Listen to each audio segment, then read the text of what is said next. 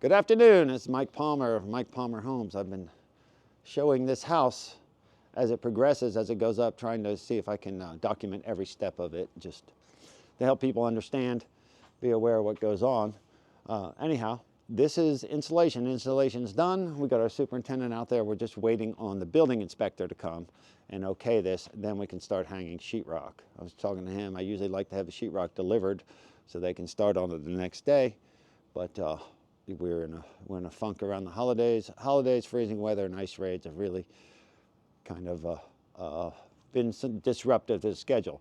Now, up on the floor here, they put insulation. We call it R19. R is the R value for the resistance, thermal resistance value. So R19 in the floors, R38 in the ceilings, and R15 in the walls. That's what's required in this climate zone.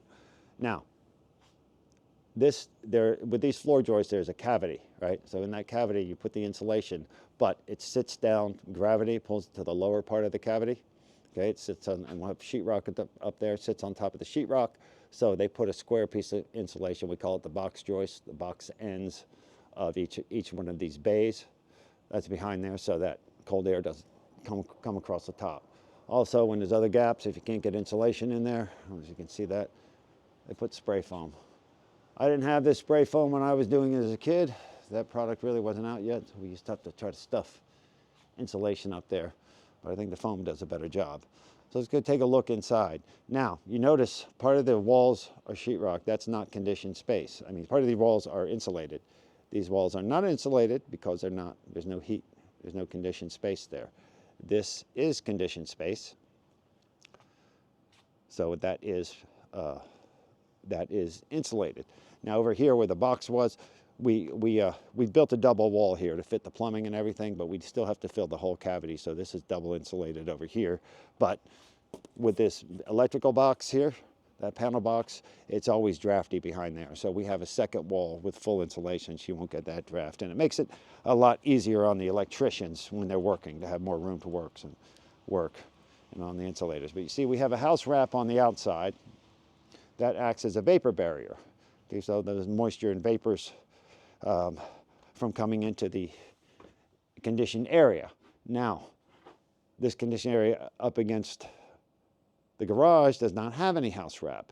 So they put this insulation, it's called craft face. The face of this is a vapor barrier. It looks like it's paper, but it's like a tar paper. It's like sandwich. It's got a layer of, it's kind of similar to roofing felt.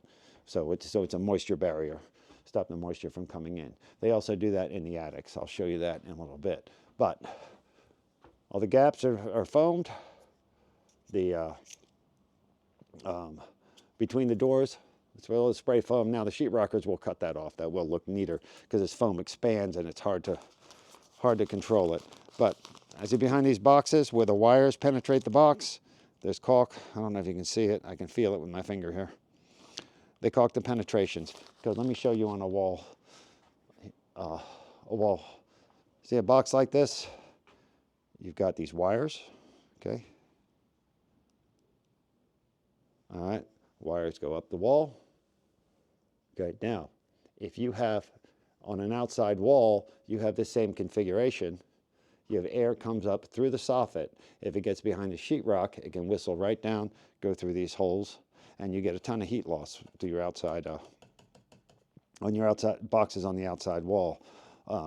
This one's on an inside wall, but all these boxes on the outside wall. So they put foam behind it, those electrical receptacle boxes. They put foam behind it, and on the penetration into the box, they caulk that. And also, you see on the top here, there is a bead of foam. Okay, this is called low pressure. I mean, it's a softer foam, because it compresses. The high pressure stuff gets hard. So that forms like a gasket. So when the sheetrock goes up there, it forms a gasket and forms a seal so air cannot whistle back behind there, come down and come in through your boxes. Also, down at the bottom plate, where that bottom wall meets the floor, there's a bead of foam there as well. What that does is that stops the air from penetrating from the outside. And what I'm told is when they did infrared scans on houses, they found that the boxes, the electrical switch boxes and receptacle boxes on the outside walls, and the seal at the bottom plate is where they had their maximum air loss. So under the new codes that I think came in the Obama administration, they were required to fix that. Now, you see upstairs we have a platform for some attic space, some utility space. And on the second story, we put blown-in insulation, okay? They have a big machine and they blow in the insulation. You've probably seen it before. Now that gauge there, stapled to the joist, that they have to have a certain depth. I think it's 15 inches, but that way the building inspector can see how deep the insulation is and make sure it's uniform to perform to the building code. So you've got another one here. They're spaced periodically all through the house so everybody can see them. Now, you blow in insulation up top, okay? It can fall into the soffit, into the overhang, into those bays, and you don't want insulation in there because that will stop the airflow. You need airflow to come up from the soffit, up through the roof, out the ridge vent. So they put those cardboard baffles there to contain the insulation so it doesn't get where. Go outside into the soffits and the overhangs where you don't want it to go.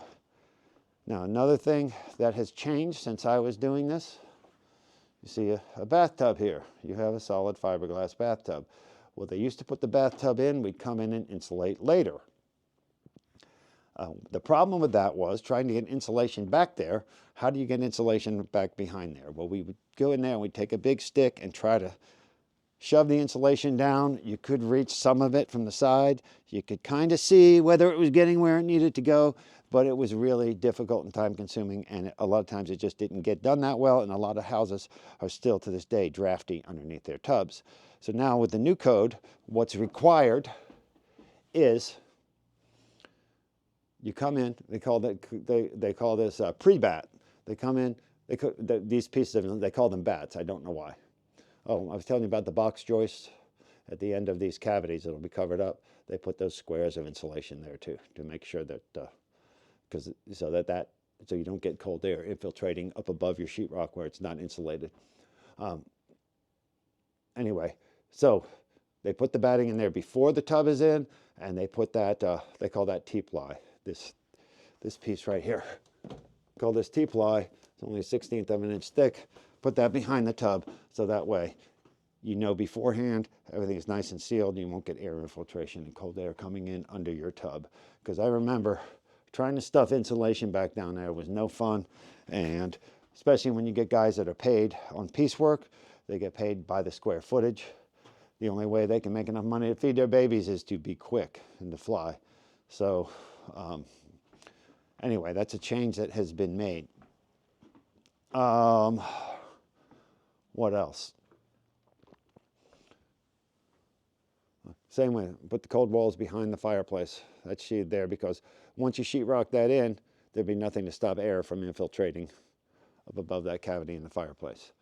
Now, this here, we call this a vaulted or cathedral ceiling, right? That has to put R38, very thick insulation. So when we put the ceiling joists up there, we have to actually add a 2x4 to it to give it the appropriate depth. But you need air to flow up above that for ventilation because the roof needs to breathe. So you need to get air to flow up there and out. There's a vent at the top of the ridge, a roof vent. So when they need to get air to infiltrate behind there, they use a product, we call them baffles. These foam vents, or we used to call them proper vents. That was a brand name, and I'll show that to you right here. See this slanted roof up top? See those styrofoam pieces there? Those foam vents? That allows air coming up from your overhang, come up there and out your ridge vent at the top of the roof. And that's how that system works.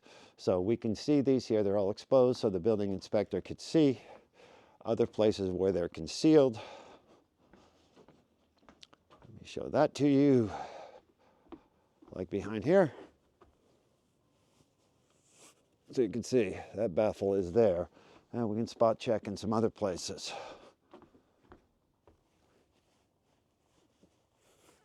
Now typically they have a team. One guy comes in, puts all the vents, the other guy comes behind and puts up the insulation. But I have seen it where you have somebody who's a rookie insulator and not all that well trained, takes a shortcut and skips events, which is very, very bad. So that's why we need to check, and we need to have building inspectors check. Right here, see all these areas, they're foam, sealed with foam. Now, these big blobs of foam, the sheetrockers will trim those off. I mean, the little small ones, they'll compress tight enough, but the bigger ones, they need to trim off. A little excess, it will compress with the sheetrock. Anyway, when you have a lot of studs together like this, you end up with a lot of beads of foam. Okay, I'm trying to think what else. Oh, let me show you the sheath wall, the cold walls, and a platform. So back here we've got a platform. The platforms we're getting for storage space and for utility, for air conditioning equipment, etc. This platform, they have insulation up underneath it, because we're going to come in here and you're going to blow in the insulation. All right, but here's this level is the coffered ceiling, so it's higher than that. So they put these cardboard baffles here so that insulation won't all fall down into the next level and not be as thick as you need it. You see around the perimeter, all those cardboard baffles, and you see the depth gauges right here. And that's so you can always see how thick the insulation is. But right here, this is conditioned space on the other side of this wall. This is a heated living space. So they put this barrier up here, and this is a foil faced, so it's a reflective barrier, but that keeps cold air from infiltrating, because you can have the R value, the resistance to thermal change, but if you have all these studs exposed, the air can flow right around the outside of it, and that's what they don't want. So there's an air infiltration and the insulation. So those are the newer energy codes. And it's always nice to have this reflective material. Though it's not required, it is more efficient because it just further limits any thermal changes coming in. But anywhere you see over a ceiling when we see this, we call these pieces bats. When you see the bat work in these ceilings, means there's a platform up above, and we're not going to be able to blow in the insulation with the blow-in machine. Now, we still need to run ducts underneath the crawl space, and they still need to do work in the attic. So we don't insulate the floor yet. We do that later after the guys are done and they're working, because we don't want them having to pull it down and tear it up with plumbers and HVAC contractors running their ducts. And we don't blow in the ceiling either, because we still got a lot of electrical work. And of course we have to have the sheetrock up. If we don't have the sheetrock up, all the insulation falls down.